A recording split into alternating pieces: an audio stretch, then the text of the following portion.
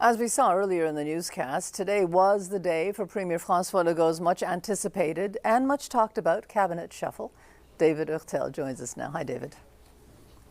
Hi, Mitsumi. So, David, there was a lot of talk about how this cabinet shuffle was going to be sort of major, a total overhaul of the government. But you look at the main players, health, finance, economy, justice, they're still in place. I mean, to be realistic, the Premier had to know that this, like a cabinet shuffle, wasn't going to make a huge difference anyway. He does know that. I think, one, it gives him a little break, a 4 or 5 day break from talking of everything else that's going wrong with his government.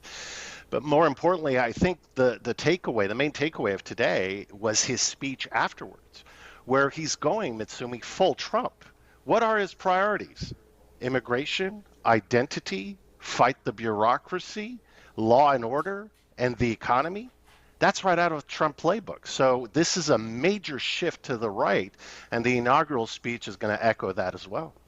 Do you think that then plays also into Paul Saint-Pierre Plamondon for the PQ? I mean, he's also another one who's raised a lot of those identity issues.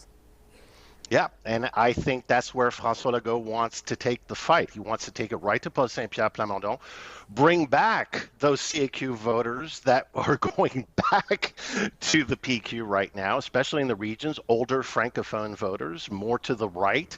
So you're going to have those two duke it out this fall because, let's face it, François Legault has less than 6 months to turn things around. And so he's going to have to take the fight to Paul Saint-Pierre Plamondon. So we're going to have those two talking about mainly identity issues, immigration, and waiting for results from these Legault shifts that were being promised. And then that might create an opening for Pablo Rodriguez if he's able to finally define himself and communicate about what he's about. Because remember, Mitsumi, issue 1, 2, and 3 for Quebecers right now is cost of living. And nobody has taken that lead, that issue. Nobody owns it yet. It was interesting, I found today, talking about Pablo Rodriguez and the Liberals.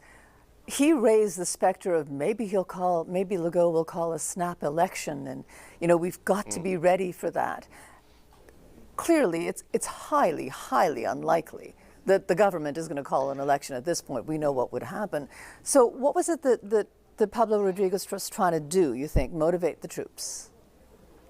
Mitsumi, what people don't understand is how bad the situation is behind the scenes at the Liberal Party of Quebec in terms of organization. I mean, around 40 of the 125 ridings don't even have a riding association with one member in it.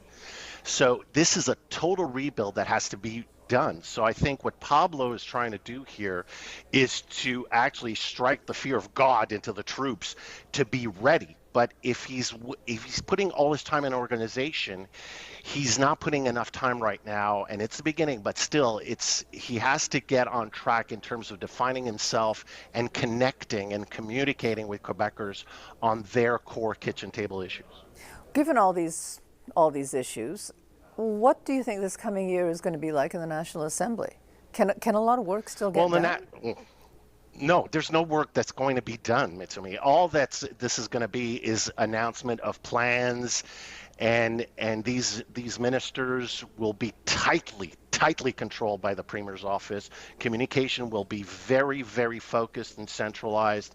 There's going to be nothing else right now than throwing mud and positioning themselves for the coming election. And the only thing that's really left right now of consequence is going to be the budget in March. But right now, you don't expect anything much. And remember, what's coming up?